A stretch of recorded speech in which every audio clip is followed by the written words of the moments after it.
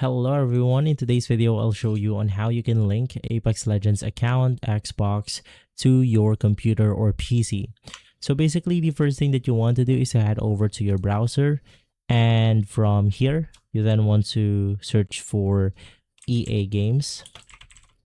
Now when creating our Apex account, basically we need a EA account in order to do this, and what you want to do is to just log in the account that's basically binded with your Gmail onto ea.com.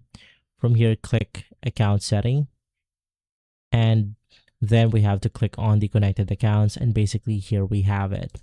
Now, if you're using your Xbox in order to sign in with your EA, there's going to be an option for Xbox. So just click on the account profile, click sign in. Now in my case, I'm just going to sign up real quick. Sign in. And simply inside this page, you have the Xbox option. If it's not here, you want to click on the three dots and then just sign in with your Xbox and do the same thing that I've mentioned previously. And from there, connect it with your computer. You should be good to go. If this video has been helpful, leave a like, subscribe, and follow us for more videos like this. Thanks for watching.